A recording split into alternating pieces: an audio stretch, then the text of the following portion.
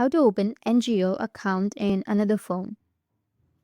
So if you want to open NGL account in another phone, then what you need to do is first make sure that you have installed NGL application. So open up your Play Store and search for NGL.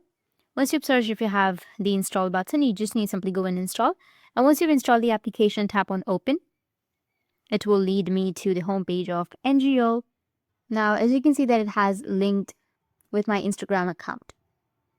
So to open the NGL on another phone, all you have to do is insert your Instagram login credentials into the NGL application. This will help in opening the NGL account.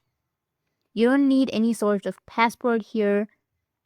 You can just use the Instagram application or any other social media like Snapchat, X, Twitter.